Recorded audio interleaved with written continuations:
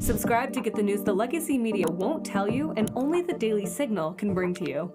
Republicans now siding with President-elect Donald Trump after a newly released GOP report recommends Liz Cheney be criminally investigated for her role on the January 6th committee. It goes in for this probe calling for an FBI investigation into Cheney, accusing her of witness tampering by being in touch with star witness Cassidy Hutchinson. That is a former White House aide. The report stating this, quote, Speaker Pelosi's multi-million-dollar select committee was a political weapon with a singular focus to deceive the public into blaming President Trump for the violence on January 6th and to tarnish the legacy of his first presidency, end quote.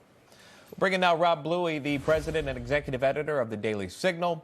Morgan Bonwell is the founder and CEO of Right Strategies. Thank you both for being on. Rob, I'd like to start with you on this and your thoughts on this report. Should Liz Cheney be investigated according to the sourcing within this report for, quote, witness tampering on the J6 committee?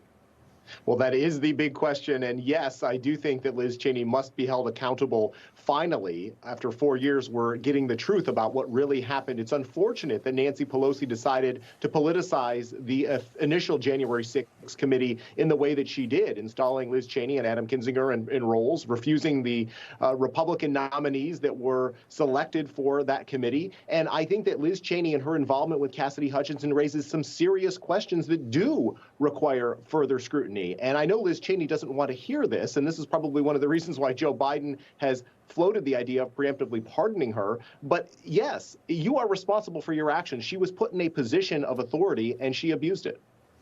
President-elect Donald Trump responding to this published report. He sent out a Truth Social about it, even giving this network, Newsmax, a shout-out, writing, Liz Cheney could be in a lot of trouble based on the evidence obtained by the subcommittee, which states that numerous federal laws were likely broken by Liz Cheney, and these violations should be investigated by the FBI. Thank you to Congressman Barry Loudermilk on a job well done. Newsmax by Greg Kelly. Of course, our Newsmax host Greg Kelly is always following these stories, reading through the reports and bringing to light the findings to viewers. We're grateful for it. So, Morgan, what happens next? I mean, we're already starting or about to enter a brand new congressional season here, a new administration, and yet you are looking back in time. Is that productive? Yeah, I think in order for the American people to move forward, we had a mandate on November 5th to come to an agreement on what happened. And I think the people know that President Trump has the best intentions moving forward. But really, in order to clear his name on a lot of these issues that they've been attacking him for now, 2 years, I believe, 4 years.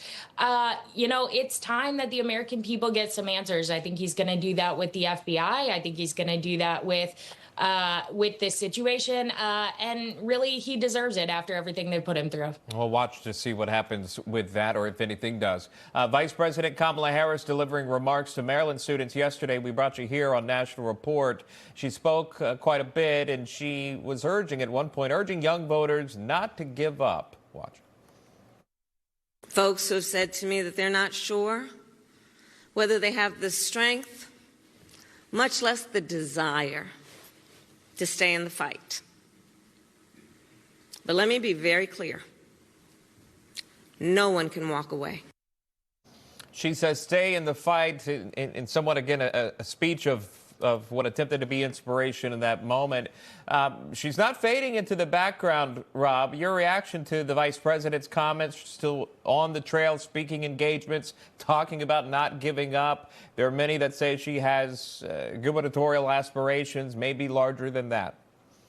I don't think this is the end of Kamala Harris by any means. I do think that she'll probably be back. But how ironic that as somebody who did fade immediately after the election into the background, that she's now lecturing students not to do the same. So, a little bit of irony there.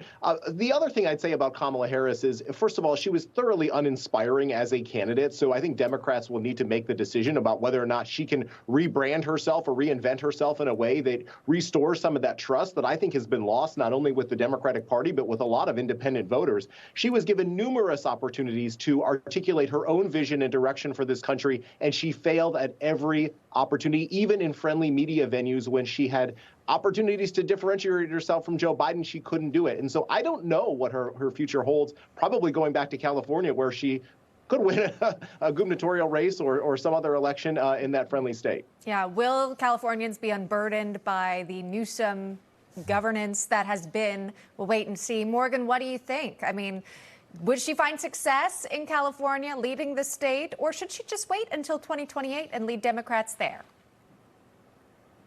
You know, I was taught by my mother to always call the person of the opposite party vice president, president, when they're in authority, even if we don't agree. But I'm wondering if Vice President Kamala Harris has forgotten that she is still the vice president of this country. I did watch the entire 10-minute speech that she gave, and she did refer back to the economy and electing leaders that are going to change what's going on in this trajectory that we're in. And all I think is, you've got 30 days to make a difference. Go back and do something. I think Democrats were thoroughly unimpressed with the performance she put out this cycle. She's still talking about the same talking points that lost them the election.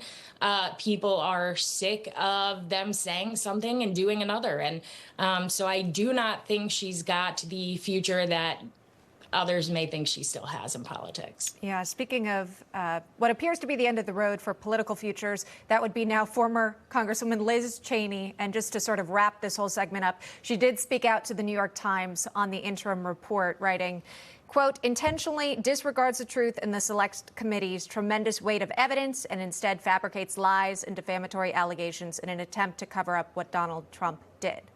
So again, that's the statement on the record. We'll wait and see, obviously, what happens in this next FBI. Could Kash Patel be taking a closer look? Rob Bluey and Morgan Bonwell, thanks so much for joining us this morning. Thank you.